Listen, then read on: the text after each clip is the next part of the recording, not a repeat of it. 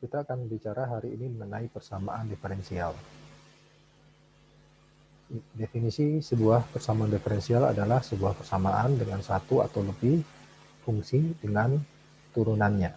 Ya, jadi sebagai contoh, yang pertama sebelah kiri kita melihat ini adalah turunan dy terhadap dx. Ya. Kemudian di persamaan yang di tengah kita bisa melihat ada dua turunan, ya, turunan kedua b terhadap s dan turunan pertama b terhadap s. Ya. Kemudian yang ketiga ini adalah turunan ketiga b terhadap n dan juga turunan kedua b terhadap s kuadrat sama dengan 4. Ya. Nah, kemudian pembagian persamaan diferensial ini dibagi menjadi dua buah. Yang pertama yang kita sebut sebagai ordinary differential equation atau ODE, atau kita sebut juga persamaan diferensial biasa ataupun umum, ya, di mana definisinya adalah dia memiliki variabel bebasnya hanya satu buah. Ya. Yang kedua yaitu yang kita sebut sebagai partial differential equation ataupun persamaan diferensial parsial. Variabel bebasnya adalah lebih dari satu. Nah, sebagai contoh, yang sebelah kiri ini kita bisa lihat hanya diturunkan terhadap X. Ya. Jadi tidak ada lagi variabel yang bebas yang lain. Ya. Sehingga kita sebut ini adalah persamaan ordinary differential equation. Kemudian yang kedua, ini ada turunan pertama dan turunan kedua. Namun keduanya sama-sama diturunkan hanya terhadap S saja. Ya. Sehingga ini juga adalah ODE. Yang ketiga, terdapat dua buah. Ya, yang pertama diturunkan terhadap N dan yang kedua diturunkan terhadap S. Ya, jadi ini adalah persamaan partial differential equations. Nah, kemudian ada juga istilah order ataupun ordo. Ordo menunjukkan tingkat turunan tertinggi pada sebuah persamaan diferensial. Nah, sebagai contoh, ini adalah turunan pertama, sehingga kita sebut sebagai ordo 1. Kemudian yang kedua, ini turunan terbanyaknya adalah diturunkan kedua. Ya, maka kita sebut sebagai ordo 2. Kemudian yang ketiga kita sebut sebagai ordo 3 karena ini diturunkan yang tertinggi adalah 3 turunan ketiganya. Kemudian istilah lain ya, ini kita perlu ordo ini karena kita nilai ordo ini menentukan jumlah kondisi awal ataupun batas yang dibutuhkan ketika kita mencoba menyelesaikan persamaan diferensial. Nah, kemudian ada juga istilah degree ataupun derajat. Dia adalah menunjukkan pangkat tertinggi yang terdapat pada sebuah persamaan diferensial. Nah, sebagai contoh di sini, ini adalah pangkat 2, dBds pangkat 2, maka kita sebut sebagai derajat 2. Nah, yang kita pelajari untuk 3 minggu ke depan hanya ordinary differential ordo 1 dan ordo 2 saja. Kenapa? Karena persamaan parsial differential equation sangat sulit dipecahkan secara matematika. Ya. Nanti kebanyakan persamaan parsial differential equation itu dipecahkan secara numerik. Nah, di sini adalah contoh singkat, yaitu bagaimana persamaan diferensial ini digunakan.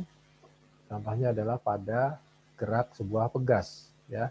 Jadi kalau di sini adalah ada pegas diberi massa, ya, pada posisi awal berada pada equilibrium, kemudian pegas ini ditarik, ya, sehingga mengalami percepatan sebanyak turunan dx kedua dx terhadap dt. Nah, dari fisika kita bisa mengetahui bahwa ada gaya restoring, ya, gaya pegas sebanyak minus kx, ya, sehingga kalau kita lakukan proses aksi dan reaksi, maka ini adalah menjadi sebuah persamaan diferensial. Nah, bagaimana kita memecahkannya? Sebelum kita memecahkannya, kita perlu melihat beberapa jenis, ya, tipe dari first order differential equation. Ya. Yang pertama adalah direct integration. Ini sama dengan yang kita Anda pelajari di kalkulus di SMA. Kemudian yang kedua, kita akan masuk yang disebut sebagai exact equations. Kemudian ada separable equations. Kemudian ada homogeneous equation dan linear equations. Yang pertama adalah direct integration. Ini tidak kita bahas. Kita langsung ke bagian yang kedua, yaitu exact equations. Nah, bentuk umum dari exact equation adalah digambarkan seperti ini, adalah sebuah fungsi m, yaitu mx dan y, ditambah fungsi n, x dan y juga, dy dx dikali dy dx sama dengan 0. Atau kita bisa tuliskan seperti yang ada di sini, ya, turunan m dx plus n dy. Nah, ini dapat dipecahkan secara eksakt hanya bila kalau kita memiliki kondisi di mana turunan M terhadap Y sama dengan turunan N terhadap DX. Ya. Nah, sebagai contoh, kalau kita punya sebuah persamaan, yang ini adalah persamaan M, kemudian yang sebelah kiri, yang sebelah kanan adalah N. Kalau M ini kita turunkan terhadap Y, maka nilainya adalah 4. Demikian juga kalau kita lakukan penurunan di yang sebelahnya, diturunkan terhadap X, nilainya juga 4. Sehingga karena identik, maka kita bisa simpulkan bahwa persamaan ini dapat dipecahkan dengan menggunakan konsep exact equations. Bagaimana caranya? Nah, secara sederhana kita bisa melakukan proses integral, ya, baik yang ke arah dx untuk m-nya dan juga integrasi n terhadap dy. Itu yang kita lakukan untuk memecahkan kalau persamaan kita adalah exact equations. Yang kedua adalah yang disebut sebagai separable equation, persamaan yang dapat dipisahkan. Jadi secara umum sesuai dengan namanya, unsur X dan Y dapat dipisahkan dan diintegrasikan tersendiri untuk setiap ruas dari persamaan. Nah, bentuk umumnya adalah dy dx sama dengan fungsi gx dengan dibagi h fungsi y. Ya. Sehingga kalau kita lakukan, kita dapat pindahkan hy ke sebelah kiri dan dx ke sebelah kanan, kemudian kita integrasikan sendiri-sendiri, ya, sehingga kita akan dapatkan hasil yang kemudian kita akan gabungkan bersamaan. Ya. Kemudian yang keempat, yaitu yang kita sebut sebagai persamaan homogen. Persamaan homogen bentuknya adalah dy dx sama dengan sebuah fungsi fx, y, dengan syarat persamaan tersebut fx, y ini tidak tergantung pada x dan y secara terpisah, namun tergantung pada fungsi bersamaan yaitu y dibagi x.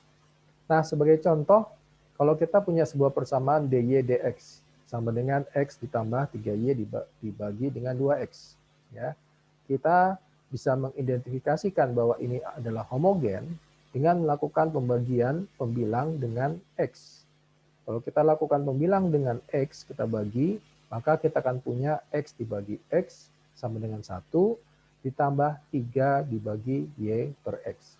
Sehingga kita bisa simpulkan bahwa persamaan ini adalah tergantung pada fungsi yang bersamaan, y dibagi x. Nah, yang kedua, contoh yang kedua, kalau kita punya persamaan dy dx sama dengan y kuadrat ditambah 2xy. Kita bagilah pembilang dengan x kuadrat, pembilang dan penyebut, betulnya ya. Sehingga kita akan dapatkan pembilang menjadi y per x kuadrat ditambah 2 kali y dibagi x. Nah, jadi kita bisa nantinya kita akan substitusikan, ya, nilai y per x ini kita bisa rubah menjadi sebuah variabel.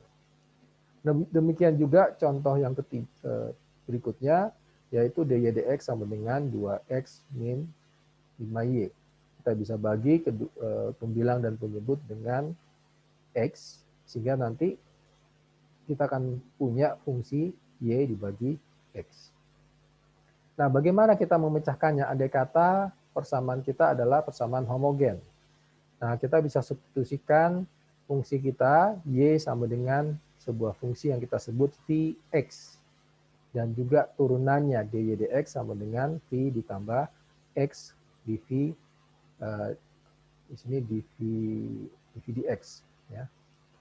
Nah, dari penurunan ini, kalau kita substitusikan, maka kita akan cuma punya dua variabel, ya, di mana dua variabel tersebut akan menjadi persamaan yang bisa dipisahkan ataupun separable equation. Ya. Jadi setelah kita punya separable equation, kita bisa pecahkan seperti pada kasus yang sebelumnya, kasus C. Ya. Kemudian yang kelima yaitu linear equation, bentuk umumnya adalah dy dx ditambah P sebagai fungsi X dikali dengan Y sama dengan Q sebagai fungsi X. Nah, solusinya adalah di sebelah persamaan di ruas kiri, kita akan buat menjadi sebuah turunan dari fungsi IX dikali dengan Y. Ya, seperti digambarkan di sebelah yang kita buat di sini. Ya, jadi kita kalikan dengan sebuah fungsi IX. Dengan harapan kita bisa punya persamaan IX kali Y. Nah, kalau sebelah kanan ini kita gabung dengan QX, maka kita akan punya, ya, persamaan karena kita kalikan dengan IX sebelumnya, maka persamaannya kita akan menjadi seperti ini. Kemudian kita lakukan, kalau ini adalah merupakan fungsi turunan, maka kita integralkan yang sebelah kanan. Ya. Jadi kalau kita integralkan, kemudian kita bagi dengan IX, maka kita akan dapat persamaan yang ada di kotak ini. Yaitu fungsi YX yang kita cari adalah sama dengan 1 dibagi dengan IX dikali integral dari IX kali QX dx ditambah C. Nah, sekarang berarti masalahnya adalah bagaimana kita menemukan fungsi IX ini. Ya. Nah, untuk menemukan fungsi IX, kita akan gunakan untuk ruas sebelah kiri. Ya. Kalau kita teruskan ruas sebelah kiri, ini adalah IX kali Y. Ya, kita masukkan, ya, kita kalikan. Ya. Ini akan kita coba mendapatkan fungsi di mana IX kali Y ini adalah merupakan turunan pertama. Kenapa? Karena kalau kita ingat, kalau ini dikalikan, Anda ingat konsep turunan yaitu UV diturunkan adalah U aksen V ditambah UV aksen. Demikian juga dengan fungsi IX dikali dengan Y. Ya, maka kita akan dapatkan sebuah persamaan yang ada di sebelah ini. Nah, kita bisa lihat di kedua ruas ini, di kiri dan kanan, ada yang sama, yaitu IX dikali Y aksen. Kita bisa coret. Kemudian juga kita bisa lihat di sini ada Y, di sebelah kanan juga ada Y, kita bisa coret. Ya. Sehingga akhirnya kita akan punya sebuah fungsi IX dikali PX akan sama dengan fungsi turunan pertama dari IX tersebut. Ya. Sehingga kalau kita lakukan proses integral, kita pindahkan I, turunan I ke sebelah kiri, kemudian P, IX ke sebelah kanan, jadi sebelah ini, kemudian PX menjadi sebelah ini, kita integralkan kedua ruas. Sehingga kita dapatkan natural log dari I sama dengan integral dari PX dx. Sehingga kalau kita lanjutkan, fungsi IX kita adalah sama dengan nilai eksponensial pangkat integral dari Px dx. Sehingga kalau kita lupa cara menurunkannya, kita bisa fokus pada persamaan-persamaan yang saya beri kotak ini. Ya, jadi kita cari nilai IX-nya, kemudian baru kita masukkan ke dalam persamaan untuk mendapatkan IX-nya. Sekian dan terima kasih.